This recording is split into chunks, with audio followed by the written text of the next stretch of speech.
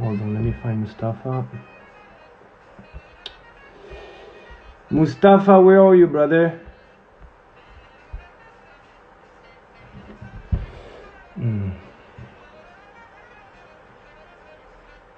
Okay. There he is.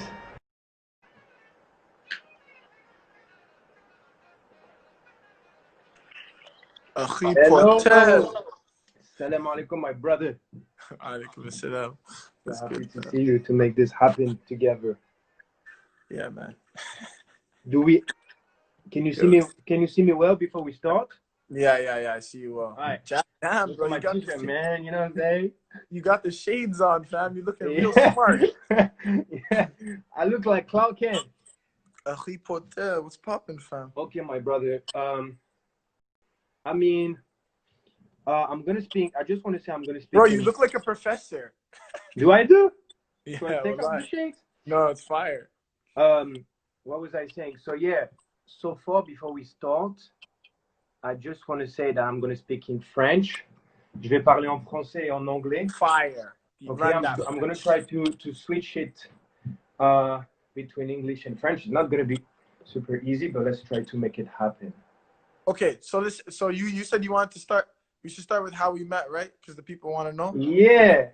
Should I do English and then you're gonna do the French? Yeah, do it in English. Mustafa, il va parler en anglais et moi je parlerai en français. So he's gonna speak in English and I will speak in French. Okay, so how did we meet? It was the day of Arafah. I was in LA, and I was really self-conscious about the fact that, like, you know, I didn't know any Muslims out here, so like my iman was dropping really low, and I didn't have anyone to celebrate Eid with. So a mutual friend of ours, Lu'ay, he told me, hey, I know a Muslim brother. His name is Younes, and I'm gonna break my fast with him. Are you fasting today? I said, yeah, it's Arafah. Of course I'm fasting. You know. And so we drove to some random restaurant. I met Younes, you know what I'm saying? Like, obviously, like, quite erratic guy, you know what I mean? It's like really excitable. And I was really excited to just be around Muslim people. Because, you know, it's like when you're not surrounded, when you don't have that company, it's difficult, you know what I mean? To like keep your iman high, you know, it's like you just are what your company is. So I remember we broke our fast. And after we broke our fast, we were talking about films, we were talking about music, and you were telling me about this film, La'an, and you were like, you have to watch it. And I never watched it at that point. You have to watch it. And you asked me who you celebrating Eid with. I said, I don't have anyone. You said like, well, let's go to Eid prayer together. And then that night we went and watched La'an at your house together. And then I ended up falling asleep at your house. And the next morning we woke up when we went to Eid prayer. And then we got matzahs after Eid prayer. It was amazing. It's great Eid. So basically, je vais expliquer en français. Moi et Mustafa, on s'est rencontrés à Los Angeles par l'intermédiaire d'un ami à nous qui s'appelle LA. Et on allait casser le jeûne ensemble. C'était la première fois qu'on se rencontrait. Et là, on s'est liés d'amitié. On a commencé à parler de plein de choses, de musique et de religion. Et on s'est retrouvés autour de cette table. Et c'est ça qui est très beau. I'm saying, like, basically, this is what is beautiful about Ramadan. It's like you just meet around a table. You don't know whoever it is, and you just break the fast together, and you just, like, you know what I'm saying? You just share love together. Et on a partagé le repas ensemble, et depuis, on est amis. Et Mustapha, c'est un poète avant tout. C'est un chanteur aussi. Et il a écrit pas mal de musique connue, pour pas les citer. Et and I was just saying, because like I see the comments, they're like, who is Mustafa? Like, basically introduce him, and I'm like, he's a poet, he's a singer too, and he writes songs, not to mention them, big songs. And I just told them the way we met. So I had a lot of questions, bro. Like, first of all, how are you dealing with what is happening right now? Like what do you do every day? How do you feel inside you? Like, you know, how do you take it? I feel like I want to know. Man, it's difficult because it's like I'm laughing because my schedule and my life was already like in shambles prior to this beginning. So like my sleep schedule was broken. I didn't really have a regimen. You know, I didn't have a set schedule. So like the like to my advantage, this apocalypse beginning, it kind of put me into focus, you know what I mean? And I've actually been waking up at kind of respectable times. I've been trying to like sharpen my craft. I've been alhamdulillah, I have the privilege of just like not being around like my family and my elder parents, because it's like that, like they potentially could be vulnerable to something like this. But because I'm quarantining out here in LA, it's made it quite easy, you know what I mean? It's like, but yeah, I mean, like the only thing I'm thinking about is that, like, I read an article about how COVID-19 is at the doorsteps of one of the biggest refugee camps in the entire world, and that refugee camp is in Bangladesh. That's like it's about 800,000 to 900,000 refugees who already have like low access to like medical services. So it's like, if it spreads amongst like this refugee camp in Bangladesh, it's like they are all like there's potential of like so many of them passing away, you know? So I've just been thinking about the people that are like at the weakest at this time. Cause me, like, I'm in a good position, you know? Basically people that are in worse case than us, right? Yeah, exactly, you know? I have a question for you as well. I have a question for you as well. We should go question for question. Tell me. So, you were living in LA prior to me even coming to LA, you know? And I'm right? Yeah. And I mean, I was coming back and forth sometimes for work, you know what I mean? Like I was coming, like, I mean, my first work opportunity, I came to LA, but then I was only here for like 1 or 2 month stints, and then I would leave. But like you were here consistently, and I was thinking about this yesterday because I knew we were gonna go on live, and I want to know what was your greatest struggle, your greatest like kind of social struggle living in Los Angeles the time you were living in LA, because you were living in the dead center of West Hollywood. You know what I mean? Yeah. It's like it's like the most like kind of difficult existence, and it's like I'm just so curious as to like what your biggest struggle was, because I have an opinion on what it was, but like obviously you would know better than anyone. Alors, so let me translate the question in French. Mustafa, il me demande quelle a été ma plus grosse épreuve à Los Angeles, avant que je le connaisse, parce que j'habite à Los Angeles depuis un petit moment. Quel a été mon plus gros struggle, donc ma plus grosse galère, on va dire. And I'm gonna answer by, I feel like I mean, when I moved from New York to LA,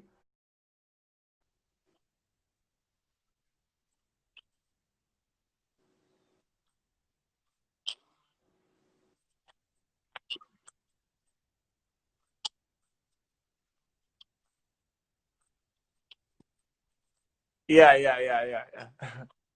Yeah. I'm here. Did I break up? You hear me? You see me? Yeah, I'm back. Do you see me? You can't see me?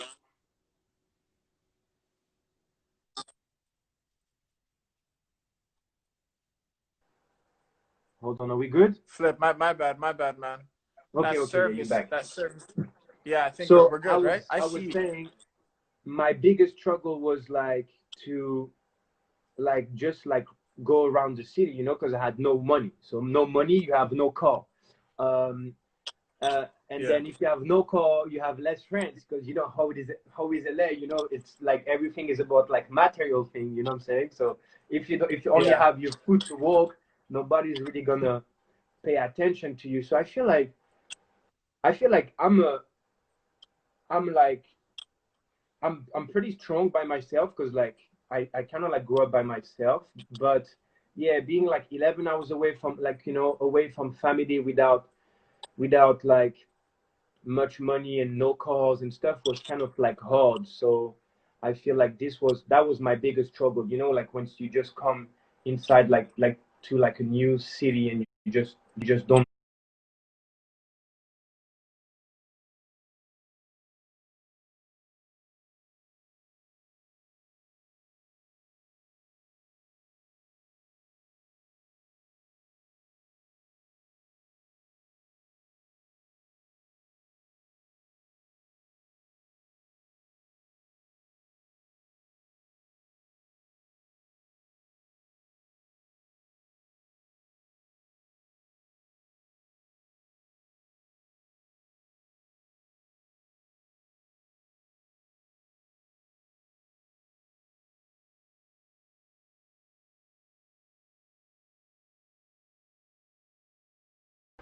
Je crois qu'on a perdu Mustafa. I think we lost Mustafa. Sorry, guys. I don't know what's going on. Let me see if he's back.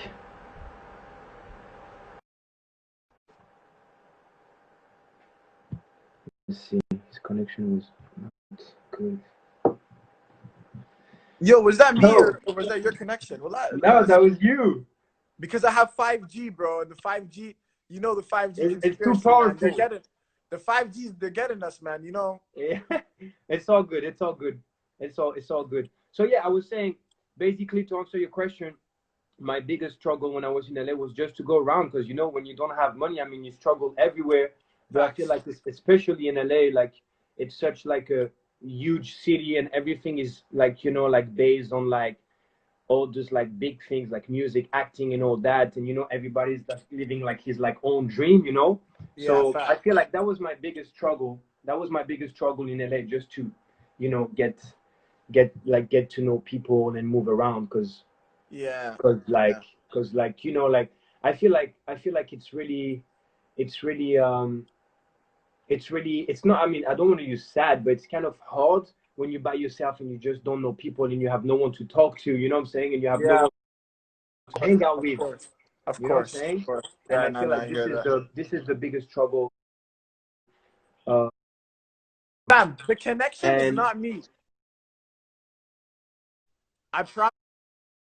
I think the connection is you, bro.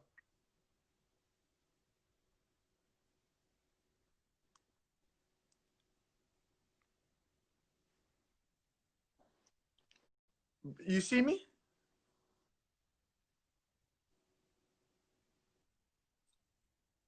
I think it's you. I think it's you. The people are seeing. They see me clearly. I think. Younes, it's you. You see? You see the message? Yeah, no, but you see the messages. The people are saying I'm not you. even on. It's your. Yo, shout out to 5G. Bro, I'm not even on down. You guys are hating on 5G. 5G's been holding you guys down for so many years, and all of a sudden you guys want to flex on 5G? Is it working now? Ça marche là maintenant? Is it working? Yo, shout out to Safe. I think it's working. I mean, nah, we can't see you. You can't see me or you can't? Now I see you. Bro, what the fuck is going on? Okay, yo, we've been struggling with the connection. Okay. Are we good now? We're good. Oh, we're good. Sorry, I thought you were frozen. I thought you were frozen. Okay. But listen, let's just talk about you, and now it's my turn, I guess. Let's talk about you and your music, your passion, your poetry and all that. I feel like I mean, from coming from me, I feel like you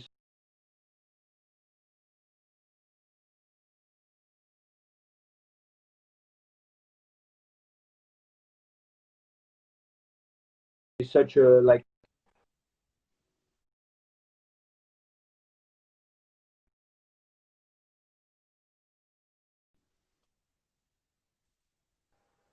Bro, is it me? How the fuck is it me, man? I have that my phone is only on Wi-Fi. That's the only shit on Wi-Fi home. We see you now. Give me a second. Younes Bendjima Productions. What's up, guys?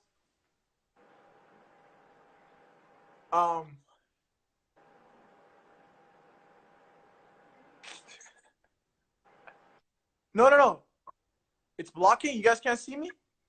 You see me? Do you see me? Someone say that you see me.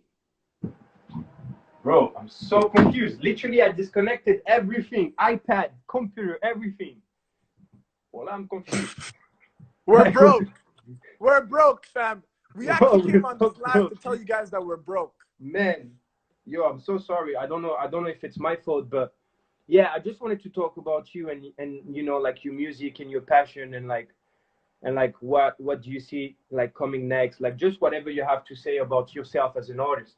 Yeah. So yeah, honestly, like, you know, as it's the, you know, for so many years I was writing songs, like, you know, for other artists and with other artists, and I'd be lying if I said that was my first passion. My first passion was writing. So I thought that, like, if I coupled writing my love for music, and then the most like ideal thing for me to do is write songs. But the truth is, the only reason I was doing that was because I was trying to because I was shying away from like kind of being an artist myself, and I was afraid of like the kind of scrutiny that was going to come with me being like a Muslim artist, like, you know, and a Black Muslim artist from an inner city community. And like, there were so many different intersections that kind of complicated what I would be talking about and how I would be talking about it.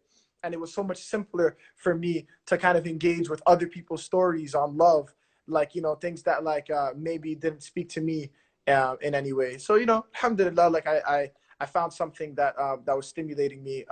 I listened to a lot of folk music over the years, artists like Joni Mitchell and Leonard Cohen, and they're some of like the most prolific artists of like all time, you know.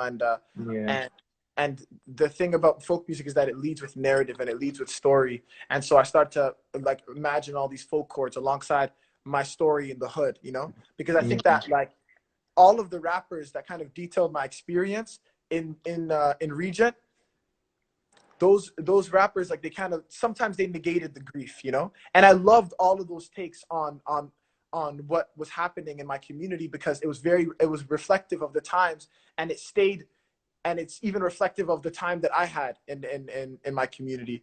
Except I wanted to listen to more stories on the mourning process, on what happens after the burial.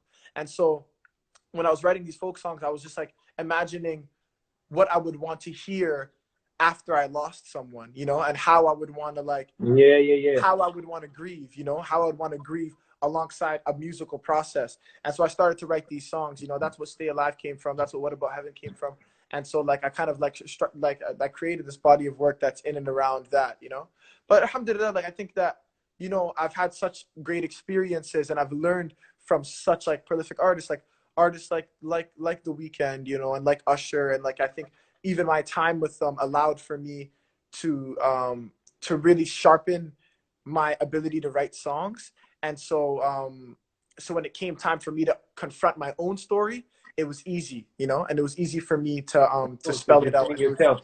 It was easier for me, you know, because like at one point it was so overbearing, like the thought of me doing that, and the thought of me trying to like, you know what I mean, trying to express my narrative in any way, you know, it was something that was like impossible for me. But as my technical ability got stronger, I was able to face it in a way that that captured the experience, you know.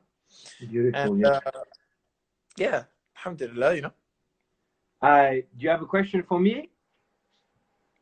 Since you said one question. Yeah.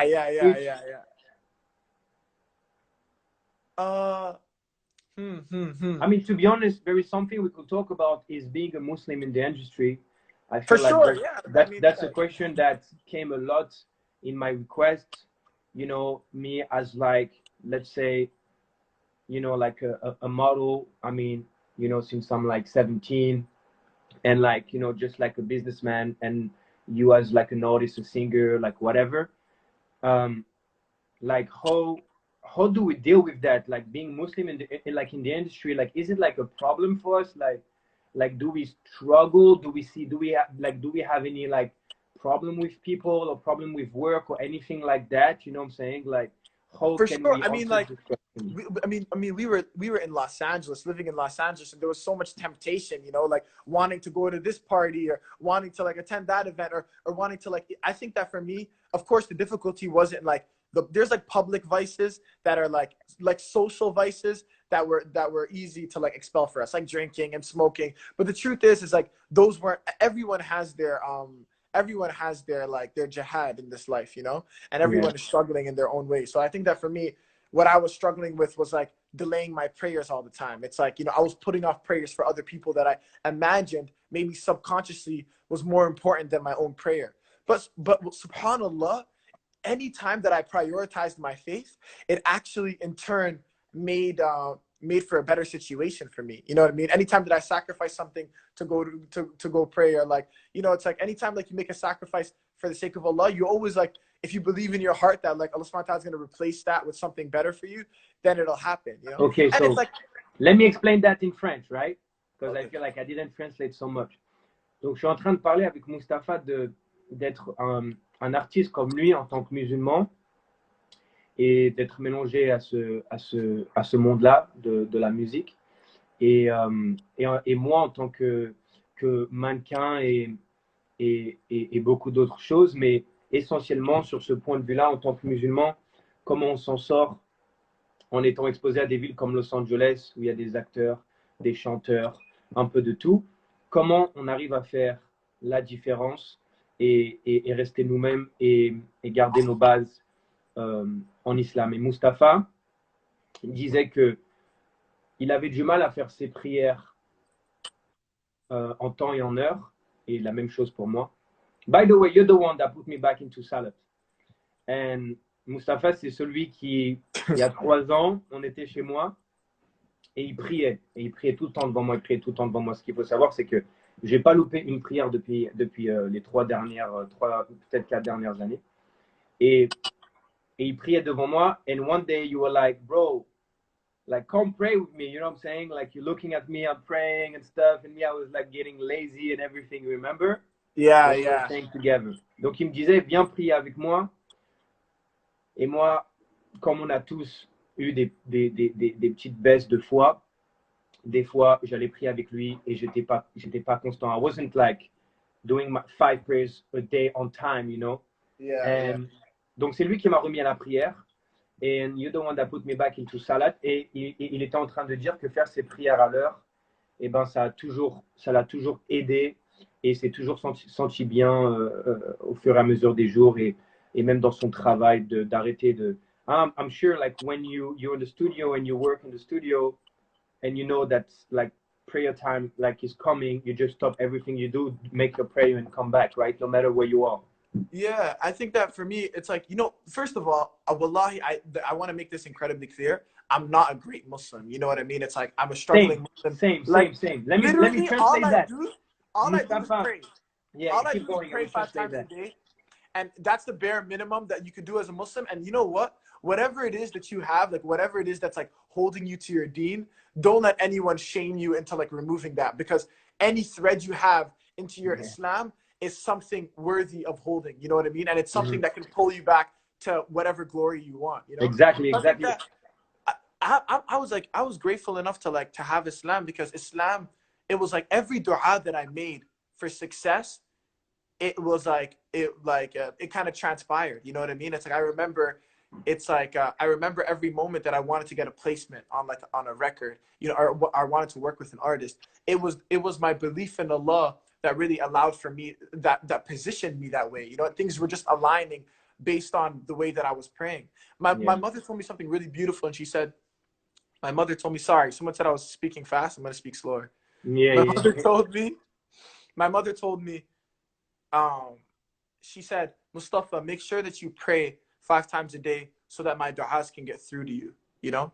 And I remember when she said that to me, I was like, wow. I'm like, I have to make sure that I'm praying consistently so that at the very least, my mother's du'as can get through to me, you know? Because it's like, how am I going to sabotage my own life and also sabotage the pathway between my mother's du'as to me, you know? And I realized that it's so easy. There's like, I feel like there's a large disparity online between progressive Muslims who, like seemingly progressive Muslims that like, they negate certain parts of the religion and they just kind of march to like the rhythm of their own drum. And then there's like this, like, you know, like the Muslimics who are out here trying to criticize everything that Muslims do, you know what I mean, that their fellow Muslims do. And I feel like, man, it's like, I hope that like these extremes can be brought to a balance, because it's making the Muslims on both sides suffer, you know? Exactly. Like I think about, like, even when I dropped the song, the amount of people that were like sending me messages and like, you're saying, you know, talking about I'm going to hell and talking about like, subhanallah, like, you know, you're the worst person. I just want to like, I'm going to paraphrase a hadith that I heard where 2 sahabas, they watched a fellow sahaba of theirs making dua in the wrong, making wudu in the wrong way. He was engaging in wudu in the wrong way, and that's a bullshit. And they felt so much shame in like the prospect of telling him that he was doing wrong, that instead one of them like reenacted the wrong that he was doing, and the other one corrected him beside him, you know what I mean? So that he may overhear them and so he may correct himself. Yeah, yeah, And yeah. they were so sensitive, them with the greatest knowledge, they were so sensitive about the way that they were giving, the way that they were giving advice. And then you're seeing people here who are like literally do the bare minimum as Muslims, and they're out here making like the most public posts and tweets and like stories about people and like the way and and comments about the way that people engage and then their relationship with their Islam. It's like if someone genuinely in their heart wanted you to change for the better as a Muslim, they would send you a personal message. They would send you a private message so that this is something you could contemplate on in private. It's just like the way that we give advice to each other. Basically, what you're saying, sorry to cut you. Basically, what you're saying is that, like the way you spread your message, that is like personal, or like to a group, you have to do it like kindly and the best shape ever, because you could hurt someone and that could like affect a lot in this 100%, person, right? because Muhammad ﷺ even said like half the reason that he came down on this earth is to perfect manners and character. You know, so it's just like what, like I think that it's such a significant dua, because it's a significant hadith, because it tells you that half the reason he came with a bearing of so much knowledge and wisdom, and like he's saying that half the reason he came down is to perfect manners, because in everything that we do, we have to lead with good manners and character, you know. And of course, again, like I'm advising myself before anybody else, you know what I mean? But it's just like this is the way that we're gonna be able to you know, to have a thread, like, you know, a healthy thread between like the Muslim community, you know what I mean? Especially out here. That's why people, artists, you know, we both know artists that are Muslims. Why are they so ashamed and why do they hide their Islam so much? Because they are so overwhelmed by the way that Muslims kind of like chastise, like criticize them and like try to crucify them anytime they try to practice publicly. It's not even necessarily the non-Muslim communities that people are afraid of. They actually feel Islamophobia from their own community, which is so absurd. You know what I mean? That's true. That's true.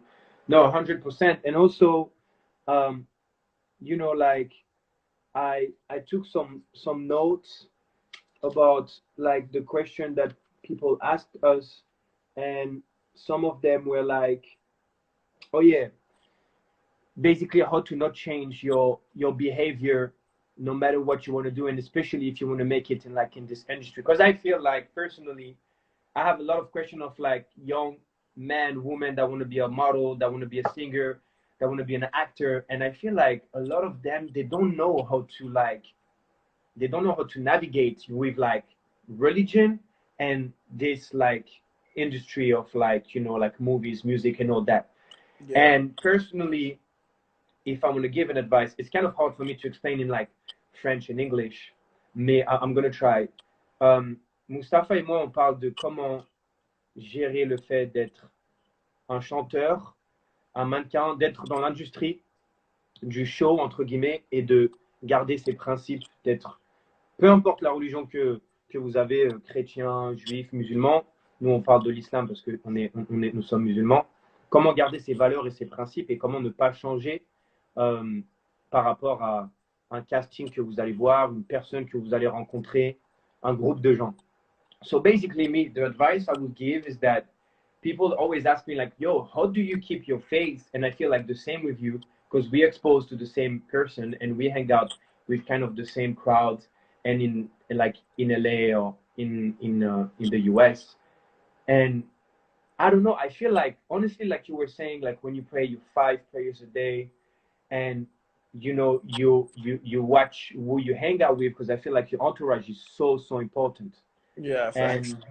And then if you like, you know, I feel like if you know where you want to go, like I'm sure you know where you want to be in 3 to 5 years, like basically if you have a plan in your head, nothing can basically like take you off the road that you build, you know, in your mind, in your head, to the goal that you want to accomplish. You know what I'm saying? 100%. And I think, yo, at the end of the day, do you know people hate and like, man, I hate the word industry because it's so cliche, because it's like I don't even know like what industry maybe we're discussing, but like I know in my industry, the one thing that like people like despise more than anything are people with no backbones. You know what I mean? It's like when you don't have a backbone or a foundation, and like your character is literally just like just basically predicated on how people perceive you, then it's just like you aren't even bringing anything into the room. It's like you like that's not even like that's not a way to exist, you know? Like the best way to exist is like is to come in with like a set of morals, a set of ground, like um, uh, a set of ethics, you know what I mean? And that's what people respect. People don't respect people that are going to sacrifice everything that they ever believed in order to just be like, you know what I mean, in order to be like accepted, you know what I mean? It's like I think Exactly. that for Yeah. me it's like I realized that for me being unwavering with my faith was kind of selfish, because I knew that if I was unwavering with my Islam, then I was separating myself from everyone else, you know what I mean? It's like the moment Yeah. I that I know was exactly Muslim, what you the mean. moment that I was like I never ever sacrificed any of like even the simple things of like the du'as that we say on a day to day, like things like inshallah and mashallah. Like those are things that like were just like casually in my like vocabulary, and it was important for it to be because I felt like it made me feel like I had like I had my own breath, you know what I mean, and I had my own like kind of my own path in this, you know, because it's easy to feel like you're falling in the same pathway as everybody else in this industry, but it's like Islam allowed for me to separate myself from so many other people, you know what I mean? And it's like that's really what it And was, you know? I also think that like staying yourself is the best thing you can do, because at the end of the day you're going, like at the end of the day you're going home alone, like you're sleeping with yourself and you're waking up with yourself, you know. So Yeah. if you're not like being like the person that you are inside you, like at the end of the day you're the one that feels sad, you know what I'm saying, because you're just playing a role, and then once you come back home you sit on your sofa, you're like, I was just playing everybody, this is not who I am, you know what I'm saying, like A this is hundred not, you percent. And you know know. what? It's amazing what you said about sadness. Is like, yo, how many people we know out here that are just sad? It's like I can't explain how many rich and sad people I know in this city of Los Angeles. And it's like I feel like Allah subhanahu wa ta'ala brought them forward to me as a reminder that this dunya is actually worth nothing.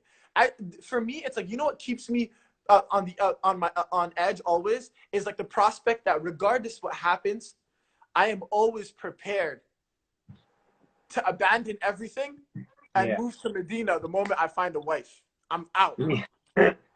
You're already like I just, that. I just mean like, for me, it's like, you know, you have to strip away the romance of, of what this is, because the truth is that all of these joys are so short. You know what I mean? There's not a Yeah. lasting happiness in this industry. It's like, you know, it's like these momentary highs, and then you're thrown back down. It's like, I've seen it happen with so many artists where like they feel so grand because of like the way that they're getting praised by these audiences, but the truth is that the love that they're experiencing from these audience and from these fans, they're so fickle. It's like a fleeting love that comes and goes, so it's easy for moments after for them to feel so inferior, you know, and for them to feel so small. And it's like experiencing those highs and lows, it's not good for our psyche, and that's why a lot of these artists are just kind of losing themselves in the process, you know what I'm That's saying? so true. That's so true. That's so true. Well, to resume like what we just said, pour résumer ce qu'on a dit avec Mustapha, c'est que par exemple, il disait il y a de gros artistes, tout le monde écoute de la musique à peu près de nos jours, et tous les artistes que vous entendez, eh ben, ils vont à un concert, ils ont des fans qui crient leur nom, ils ont des fans qui leur demandent des autographes, mais à la fin de la journée, ils rentrent chez eux et l'amour que ces fans, si on peut appeler ça l'amour, que ces fans leur donnent est tellement paradoxal et un peu fake que Mustapha disait que c'est là que la religion intervient, c'est là que vraiment, quand tu as la religion avec toi, tu as pas besoin de tout ça et que tu te sens humain à part entière et que yeah, I mean that's it. Yeah, I was trying to find some more words in French, but yo, can we speak also about Ramadan? Bro, Ramadan coming with Corona. fam, honestly, it's like I don't know what we did. I don't know what the collective Muslim community did in order to like to have like Taraweeh and Tahajjud taken away from us. You know what I mean? And like, and subhanAllah, this is the first time that Hajj is gonna be like that Hajj is gonna be canceled, I think, in history potentially. It's made me realize that, man, like the only thing to do is to try and like where we would have been weak necessarily. It's like try to be strong. Like again, it's like I myself struggle a lot from with my deen and with like getting into like a focus. Like every year I say I'm gonna read the whole Quran and I never do it. Like I'm like, this is the year. I'm reading the Quran from front to back. By the way, talking about Quran, et je vais le dire en français aussi, I have a good reminder. Basically, and that's something I said the last Ramadan, a very nice way to finish Ramadan during the Quran, to finish the Quran, sorry, during the Ramadan, you could, after each prayer, read 5 pages, which makes it 20 a day, which make it 600 a month. So just 5 pages after each prayer makes it easy and soft, and doing that will make you finish the Ramadan, because mostly, depending on how big or small is your Quran, you know, if you don't have the pocket Quran, but if you have the main one, it's 600 pages. So if you do 5 pages after each prayer, you can literally finish the Quran. And if you do 5 pages before each prayer and 5 pages after, then you will literally read it twice. So let me just say that in French. Beautiful. Il y a Mustapha qui parlait du Coran et que voilà, à chaque fois qu'il le lit pendant le Ramadan, il n'arrive pas à le finir. Et je vous disais quelque chose que j'ai dit durant le Ramadan l'année dernière, c'est que si vous lisez 4 pages, pardon, après chaque prière qu'il y a par jour, ce qui nous fait 20 pages par jour, à la fin du mois du Ramadan, vous aurez lu les 600 pages, et ce qui fait que vous aurez fini le Coran. Après, tout dépend de la taille de votre Coran, mais en général, c'est à peu près 600 à 700 pages. But yeah, that's fire, man. I mean, I'm saying that's fire. Like I know what you said, but I know you're translating your previous. I mean, bro, point. it is definitely not easy to translate, to switch into English, French. You know what I'm saying? No, bro, you're bilingual, fam. We love it. I'm trying to. Yo, I saw Safe and City Boy on here. Malik is shout here. Out to City Boy. We love Safe. We love Safe. We love City Boy. Here. My little brother is here. Shout out to everybody in this live. Shout out to Regent Park.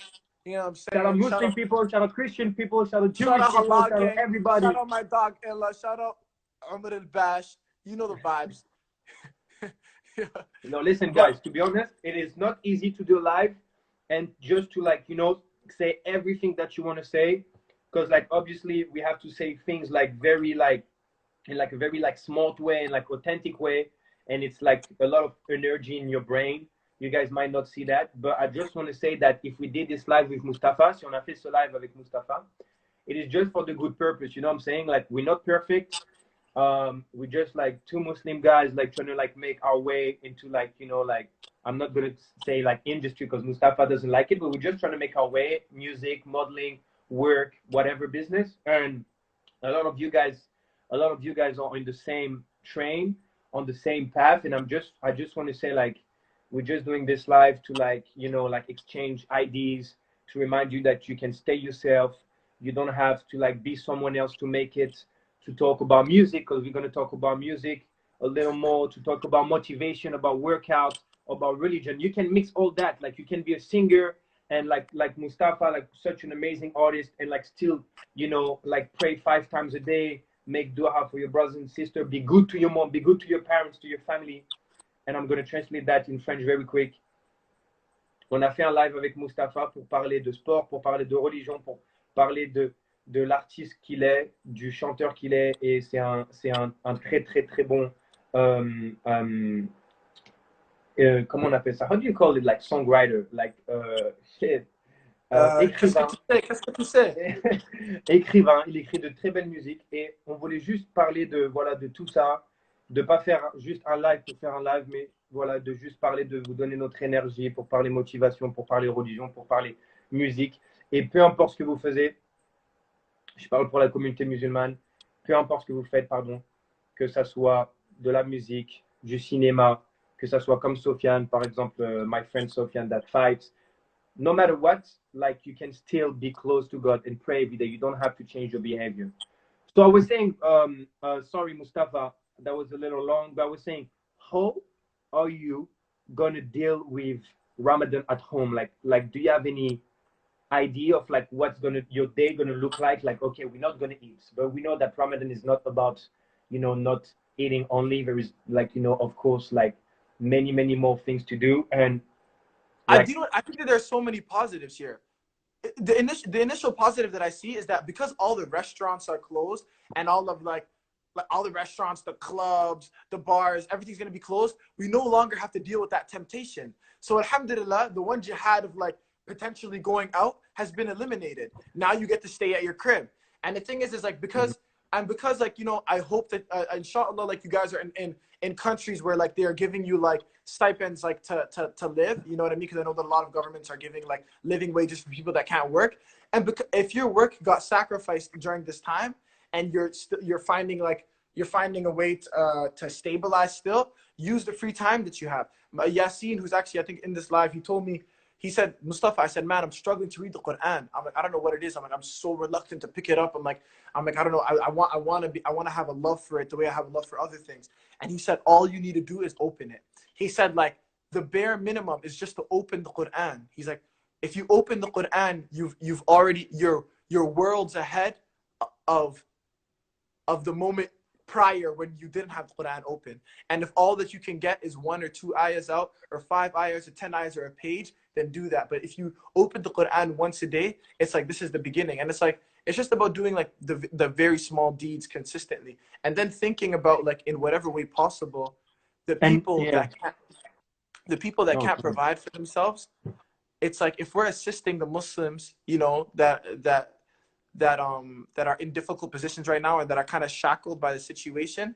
I think that subhanallah, because it's like this is like a global pandemic, the way that we assist like fellow Muslims or fellow human beings in general, Muslim, non-Muslim alike, during this month of Ramadan, I think that'll make for like a lot of rewards during this month. And then like just praying for forgiveness and praying for like the betterment and of like the world.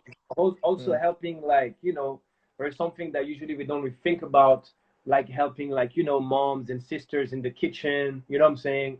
Not asking like them to make like big plates and like tons of food, like, you know what I'm saying? Like we're just at like some restaurants or some stuff like that. I feel like this is something that we forget to, I feel like I was looking at this video where they say like, like Ramadan, like there's so much food on the table. You see some crazy table.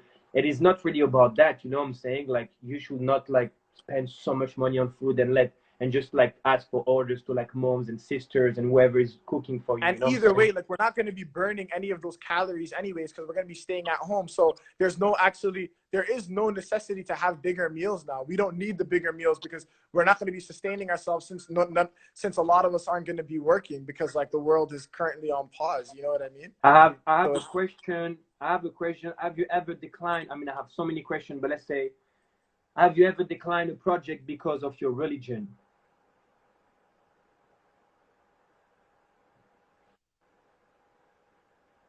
Again, like subhanallah, like I think anything that I'm saying, because we're speaking about Islam, it makes me seem self-righteous, and I don't want to seem self-righteous because again, I'm a struggling Muslim. But so many times I've declined opportunities based on let's just say like like the lyrics in a song were incredibly blasphemous, like they're creating partners with Allah subhanahu wa ta'ala, or like it was just something that was like it was like so separate from like my identity and like my understanding.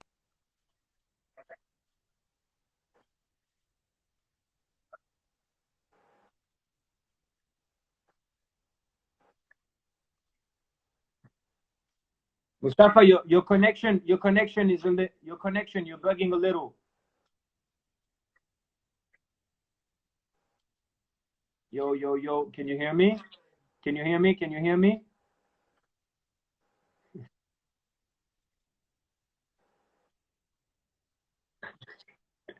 Yo, can you hear me? Can you hear me? Yeah, look at the comment. Even Safe is saying we can't hear you.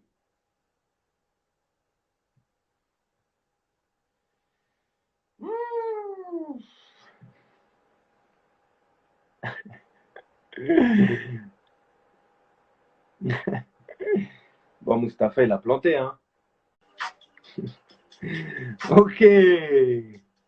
Mustapha, il a planté. Ah ouais, non, la Wi-Fi, c'est pas ça.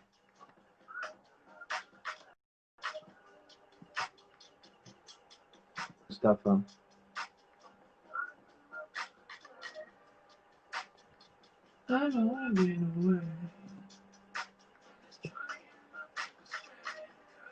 Yo, so Mustafa is. Hold on, let me see. I can't find him anymore. Yo, there's so many people. Oh yeah, Mustafa is back. Is he? Yeah, he is. Shit.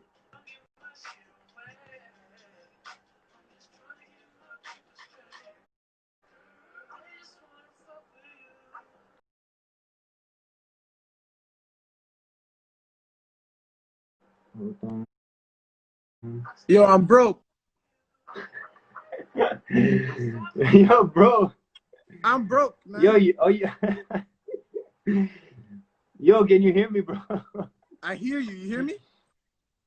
Yeah, I can hear you. Yeah, yeah. What's going on? Yo, by the way, Mustafa lives by the mountain, literally, right? I think this is the reason.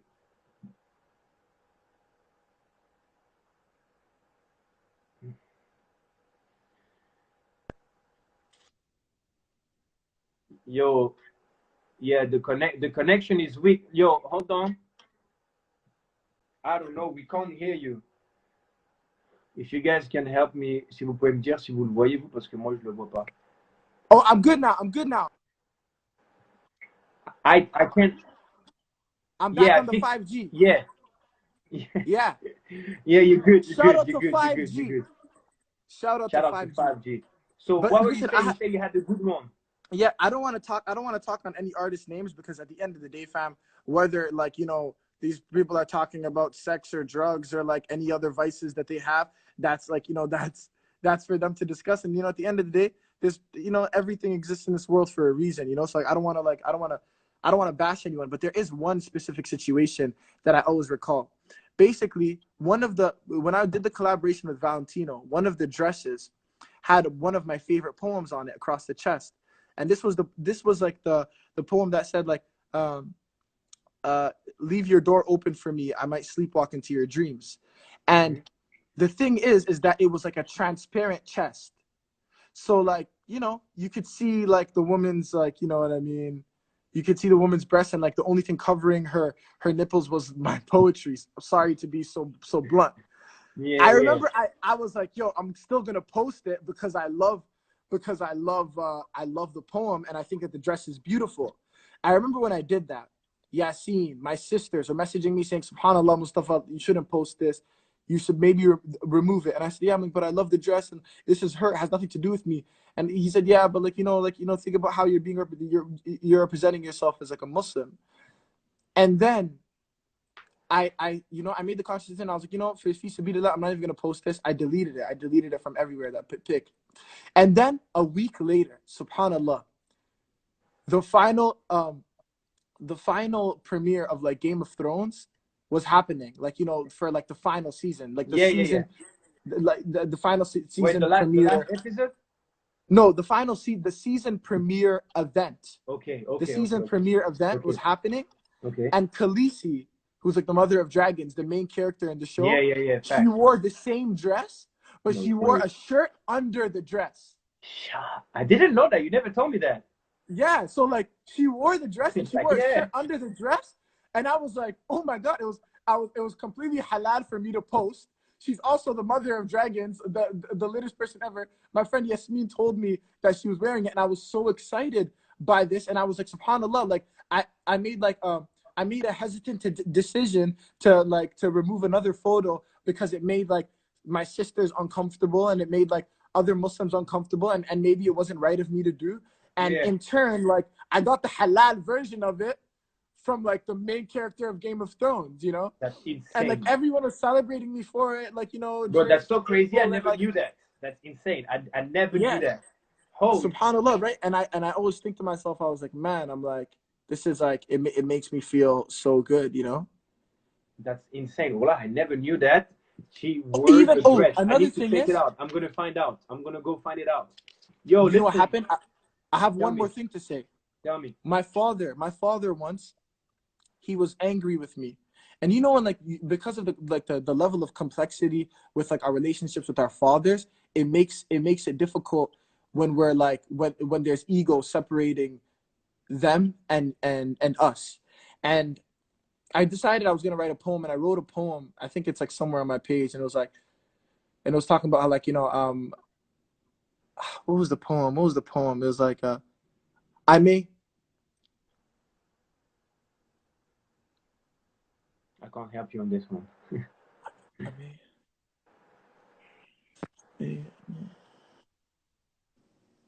Yo, hold on. Don't move your phone too much because we don't want to lose you again. Yeah. I may. Just don't I reflect you, and when my pride won't rest. I'm gonna remember speak the in full French poem. while if you wanna think about it. I'm I just remember. gonna think. I remember. Oh, It was like, I don't remember the full poem, but it was like, and when my pride won't rest, I may not hold my breath, but don't I reflect you? But I no longer want to mirror your actions. I want to love you in fractions and reflect only the pieces of you that love me too.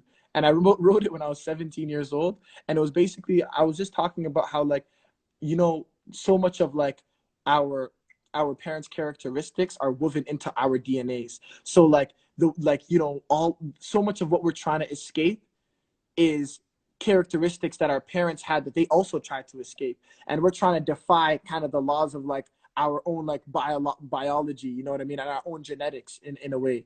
And so with my father, I know that he's quite stubborn, and I was like, I told myself I'm going to make the conscious decision to not be stubborn, and I made dua, that like I can have a better relationship with my father.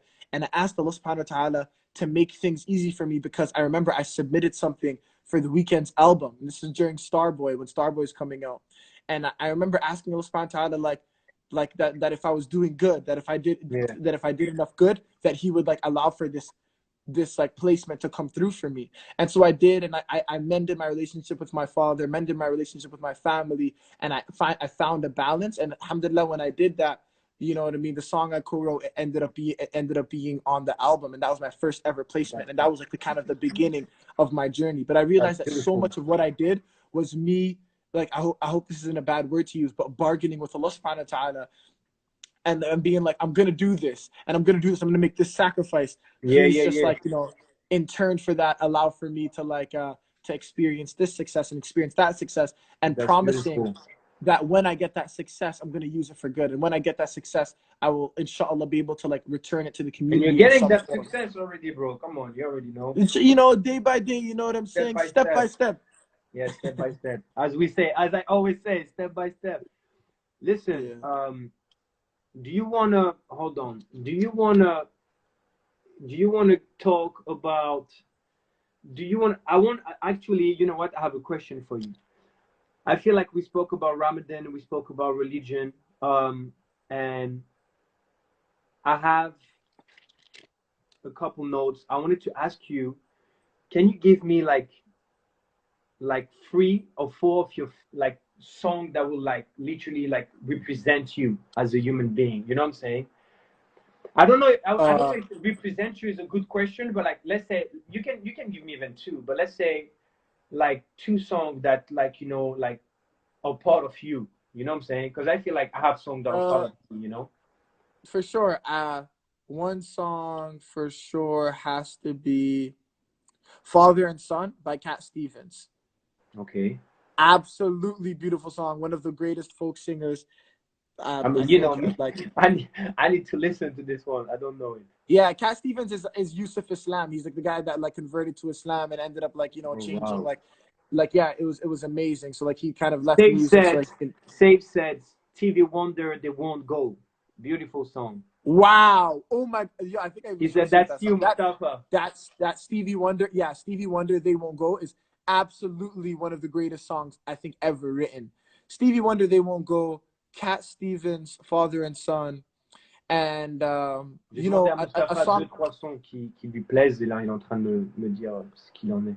And there's, at the end of the day, this list always changes for me because I'm constantly listening to different songs. But it's like, and a third song that right now I could think of is Bill Withers, man, because Bill Withers just passed. Which one, Bill though? Withers, "Hope She'll Be Happier." Oh my God, what a song. Isn't that the What a one I song! sent you No, by no, text? no, No? Okay. no. You said the different song. "Hope She'll Be Happier" is like, I'm not even gonna try singing it because he sings it better than anyone does. But it's an absolutely heart wrenching No, song but for I sure. think, yes. Okay, I remember. Personally, I took notes because I was thinking about it because there is so much music. I took notes and I put it. Don't Send Me Away from Garfield Fleming. It's like a funky song. Then I have DMX, What's My Name? This one, bro, is just, you know what I'm saying? That is definitely you, for That's sure. me, DMX, What's My Name? And the last one, I put it down. I mean, I have Happens from Sampha, which I love. Yeah, shout out to Sampha. We love Sampha. Shout out Sampha. And for those of you guys that don't know, Sampha is actually doing background vocals on Stay Alive. At the end of the song, Sampha is doing background vocals. No one actually acknowledged it, but it's there. And we're very grateful because we love Sampha. Yeah, shout out Sampha. He's such a good artist. He's one of my favorite. And then I put it Dreams from Fleetwood Mac. Is it Mac or Mac though? Mac. Yeah. And then of the moment, like who are your favorite artists of the moment? Sufjan Stevens, one of my favorite artists right now, definitely. I love SZA. You know what I mean? SZA's a great artist. I'm actually genuinely a fan of her. Kendrick Lamar, we're always waiting for Kendrick music because, you know, this is what we do. We wait for Kendrick Lamar to release music. And what about Brent Fires? Yeah, Brent Fires, yeah. I love. That's why I put it down. I put it like Snow, Brent. Shout out to Snow. We love Snow. Daniel. Yo, shout out Daniel Caesar, my bro. I was writing songs with Daniel since City Boy. Shout out to City Boy, of course. Okay. Should we take a question from the people? We should take a question. Yeah, exactly. On va prendre des questions qui sont dans le groupe. Let's take a question from the people. Do you see them too or not? I don't see any questions right now. I don't know. Like my 5G is not blessing me, and even though I've been defending 5G for the past 2 weeks. So, let me see. What do I have? Like you guys can ask questions that are specific to you, for Younes, or specific for me. It doesn't matter, you know. Okay. Wow. I don't see anyone's messages. There is so many questions. I really don't know. Just choose randomly.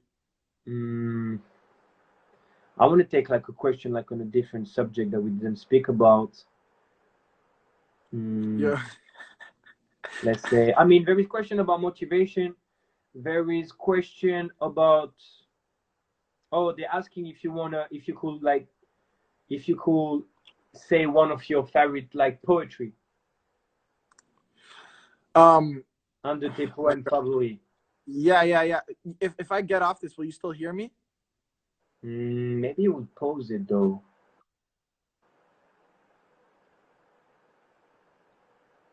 No. That doesn't work. It puts it on pause. But like one of your favorite, like I don't know, maybe one of you, or it could be like from a random one, like. Oh my God! Someone say book recommendations. Book recommendations. Oh my God! Oh, you'd be better at this than me. George Saunders is one of the most compelling short story writers in the English language. He has a book called The 10th of December. George Saunders, you said, huh? George Saunders, The 10th of December. One of my favorite books right now. And then put it down in the comment. Can you put it down in the comments? Yeah, but then there's another one, man. Reading. But send his name in the comments so they can see which one it is. And then it's like Mornings in Mustafa, they are asking if you ever came to Lyon, and I'm saying yes. Mustafa, I came to Lyon. Il a rencontré ma maman. He met my mom. Which, by the way, you guys asking me a lot about, like, oh, your mom, you never show your mom. I will never show my mom. Like, this is something super private. She's like, you know what I'm saying? She's like the treasure of this. You're making me feel bad for showing my mom out here. No, my bad. Maybe I should not mention it this way. To me, talking for me, this is just like, you know what I'm saying? Like, it's not something bad, but I don't know. I feel like I'm very like, and like, you know, also the way we grew up, Mustafa is different. You have sisters and the dad and stuff. Me, I grew up only with her. You know, she's the only one. I feel you. You have to protect her at all costs. His mother, for what it's worth, his mother is really one of the most beautiful women I've ever seen. Wow, she has like one of the most, wallahi, she has one of the most captivating spirits. When you just meet her, it's like she fills the entire room with her joy and with careful her, like, your connection. Thank you so much, my bro. Careful your connection, though. Yeah, connection is bad. Connection is it's like a little blurry. Is it good now? Yo, there is Malik making a lot of jokes in the group. I don't know what he's saying, but everybody's dying. Poète préféré, John of the Fountain. Yeah, he's saying dummy stuff. He's just saying dummy stuff. He just like remix in English, like this like famous like poet that is called Jean de La Fontaine, but he called it John de La Fontaine. Do you speak Arabic? I mean, I do speak Arabic, but أنا like, بكلم عربي. أنا بكلم العربي بتاعي تعبان. I do speak Arabic, but like, je parle arabe, mais bon, like the Arabic from Algeria is like completely mixed up with French, so it would be like mixing up Arabic and like. أصلا العربي بتاعهم يعني ملخبط مع الفرنش. Mustafa, ta plus grande inspiration, your biggest inspiration, like ta plus grande inspiration, who it is? Can you say it to like your biggest inspiration, like who inspires you? Qui t'inspire vraiment, like in your day, like everyday life? You know, the thing is, there's so many people that inspire me, depending on what. Okay, we're gonna make it easy, so we can do like a few more questions, so we don't like speak too long. No, I'll make it very simple. In Islam, if we're talking about the Deen, someone that inspires me is Umar Suleiman, the Sheikh. He is like, I think he is like one of the most like effective people at giving da'wah and teaching people about Islam, and he's also like, I think if we're talking about like modern sheikhs that are able to like maintain all of like the contents of the Deen, Umar Suleiman, I think for me is like the greatest inspiration for that, and like I think that I aspire to him when it comes to the Deen. People when it comes to their mom, some of them are saying Muhammad Ali, and like in the, you know, in like just like everyday life, like I'm saying, not in the religion, but like let's say on the other So side. I was talking about the religion because I mean everyone's talking about the faith.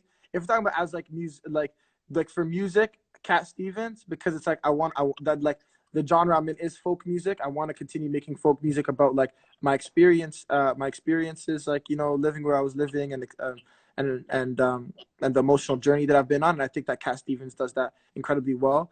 Leonard Cohen, even though he's a Zionist, his catalog is something very special and something that I hold dear to me. And Joni Mitchell. If we're talking in like just kind of in life, like people that are thinkers, man, there are so many people, but there's just so many like writers that I love so much. You know what I mean? Maybe you should put like one or two down. Can you put like one or two down in the comments? So people are asking like if you can write it down in the comments. Like maybe like one or two so they can have it. I mean, people are asking about Studio FY7.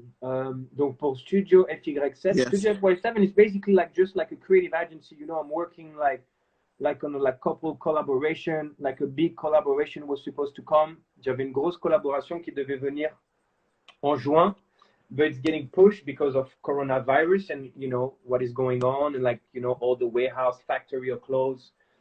Donc ouais, j'avais une grosse collaboration qui devait venir avec le studio FY7, et ça a été repoussé parce que le coronavirus, on peut pas travailler, les usines sont fermées, and yeah, it's all about like creativity, you know. I just share whatever I like. I take pictures, you know, working like a couple projects, like magazine, like campaigns and stuff. This is the goal, and you know, like basically like the Noble Art t-shirt, the t-shirt du Noble Art.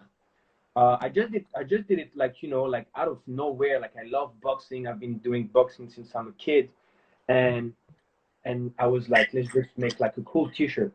Je me suis réveillé un jour et j'ai dit, je vais faire un joli t-shirt, comme je suis passionné de boxe, et le t-shirt il est très inspiré de Mike Tyson ou des boxeurs dans les années 80-90 qui portaient quand ils s'entraînaient. Like the t-shirt was very inspired by, you know, like boxer like Tyson and like all the like Ali, Foreman, like all the t-shirts they used to wear when they were training.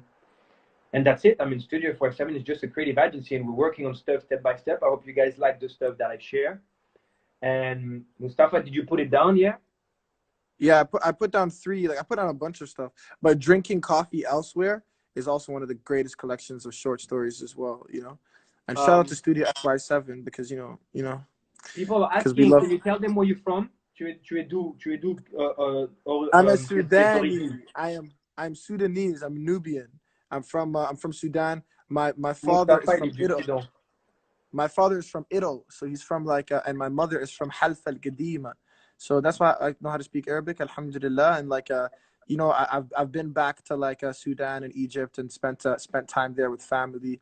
And alhamdulillah, like, you know, I think I hold my Nubian culture close, man. It's like, it means so much to my father. My father actually once wrote a book about like his like lineage, you know, and every single person in his like from like kind of like the beginning of like the Ahmed family. And so it's like it's meant so much to him because he's even published a book that no one is going to read about it, so it has to mean something to me as well. MashaAllah. MashaAllah. Mustafa, my bro, I mean, we spoke about motivation, even though the connection, the 4 or 5Gs was kind of hard on us. I think we Yo, spoke shout out about to 5G. the religion. You know what? I actually want to say something. Of course. I you know, yesterday, this is gonna be the best thing that I said, probably. You know, we were talking about who is like the most like horrifying person in history, and of course, like there are people that come to mind. It's like we talk about like the Pharaoh was probably horrible, of course, and we're talking about Hitler and how many people he killed. And someone's like, what about Genghis Khan? I was like, yeah, well, Genghis Khan supposedly killed 40 million people, and this is prior to like there being like weapons of mass destruction. I searched Genghis Khan's name on Google, and the first thing that comes up when you search his name is that he was a leader that united all of the Northeast Asian territories. And it just goes to show that it doesn't matter how many missteps you take in your life. If you do one seminal thing, that's going to be the first thing that shows up on your Google search. So no matter how many bad songs you drop, and it doesn't matter how many mistakes you seemingly make, if you do one thing that is like noteworthy, that's the first thing that's going to show up when they search your name on Google, because that's what happens when you search Genghis Khan's name. It's insane. But we don't love Genghis Khan at all. But he's that was a good example. But he's a prime example of the fact that people don't give a shit about anything. It's like cancel culture. Cancel culture. It's like, the reason I hate discussing it, and obviously I'm out here discussing it because I seen one person mention cancel culture. There's no point in discussing cancel culture because it doesn't actually work. You know, like I think Twitter is like this microcosm of reality, but it's like an echo chamber of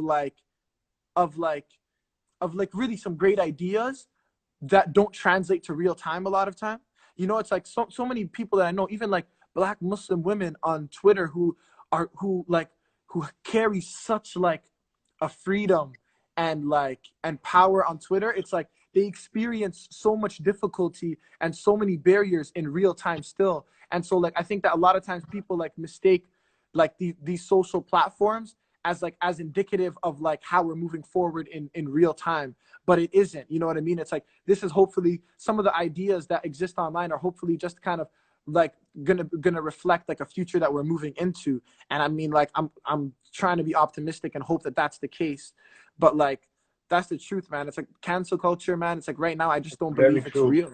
I never really thought about it this way, but it's really true. Wallah, that was such a good example, bro. Yeah, that was such a good example. I mean, I'm not gonna be able to translate that in French, but hopefully they got it in English. Hopefully they got it in English. Yo, do we like, someone just asked me where I'm from exactly in Algeria. So I'm from Mustagadem and my mom is from Biskra, like the desert. Wow. This sounds so romantic. You guys, Younes, he's so beautiful in real life too. It's crazy, honestly. Bro, why you have to do? Why you have to do that, man? It's mad. Why you have to but do you know what is the great thing about you being Younes's friend is that wallahi, honestly, it just really humbles you because you realize that like you're really not as beautiful as you think you are. You know what I mean? It's like, and I always suffer in comparison chill. Why you have to do me like physical, that? Younes's physique, it always shames you. Like I remember, like I used to wake up and when you see Younes without a shirt. Yo, when I used to wake up and see Younes without a shirt, I used to be like, what, how is this even real life? I'm like, why does this person look like this? And then I was walking out looking like hell. But alhamdulillah, I started doing push-ups because I was like, I'm not gonna 100 push-ups a day. 100 push-ups a day because I'm going to defy my East African I'm flipping. so proud of you, bro. Well, I'm so proud of you. You do 100 push-ups, bro. Honestly, man, it's like at the end of the day, it's like people think that all remember when we worked out together?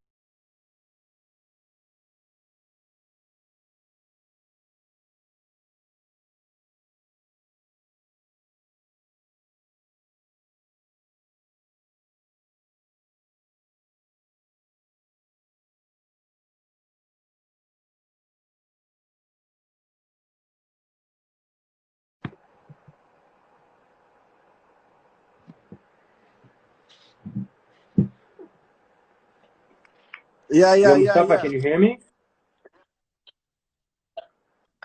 Yeah, I mean, oh, I could finally see your live messages now. Yeah, For so long I couldn't see anybody's messages, but now I see it.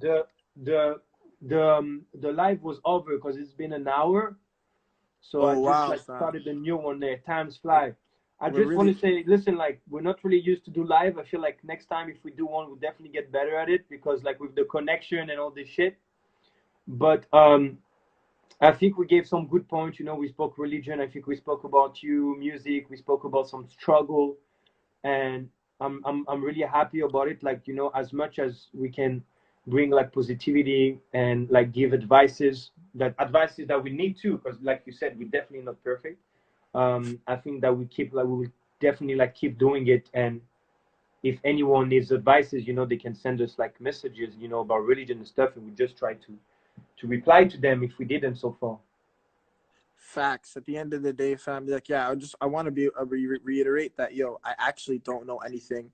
I probably like, you know what I mean. I read here and there, but it's like I'm a university dropout that's struggling with his Islam and trying to convince everyone that I'm more than just a songwriter.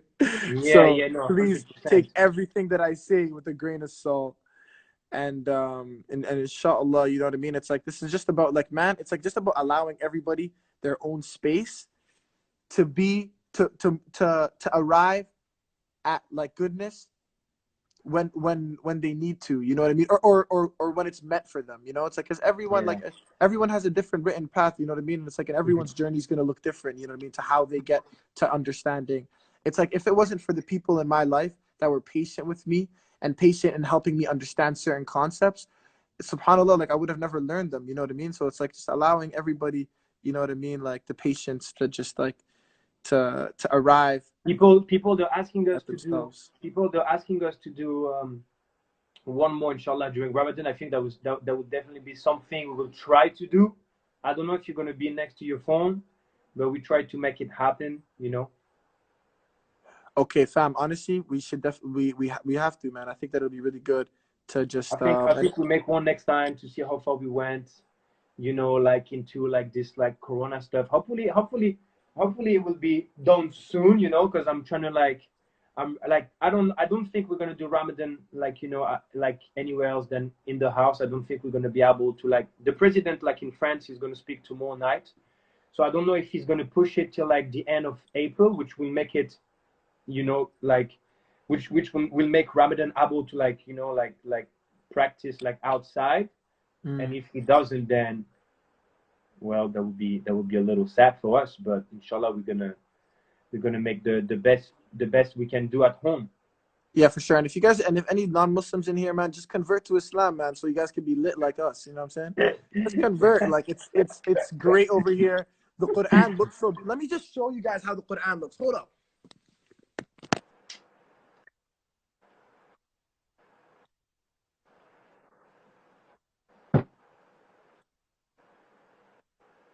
Mustafa is going crazy.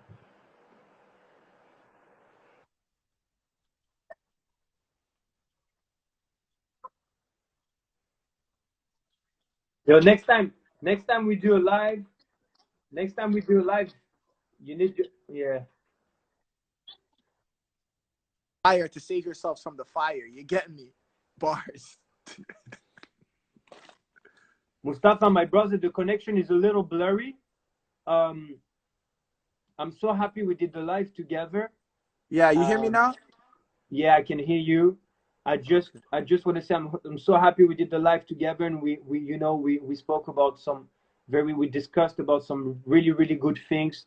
I feel like that makes me feel good, you know, to speak about religion and like just to, you know, remind ourselves and people to stay like authentic, you know, like authenticity. I feel like is key, you know, Yeah. like just the courage to be yourself in like no matter what circumstances or like situations. Yeah, shout out And to Bakar. Bakar is in here. He is a Muslim artist as well. His actual name is Abu Bakr. shout out We Bakar, we love we love Bakar. Bakar and City Boy and all our friends. And I'm sending you love and positivity. I'm sure I will talk to you very soon. Like after that, I'm sure to discuss about all we said. And that's it. I think we said it all. I think we said it All right, all. bro. Okay, my brother. Jazakallah khair, bro, for the time, bro. I Barakallah, appreciate you, bro. barakallah. Thank you so much, my brother. Thank you I so much love for you, your fam. positivity. Bye, Love you, fam. brother. Bye.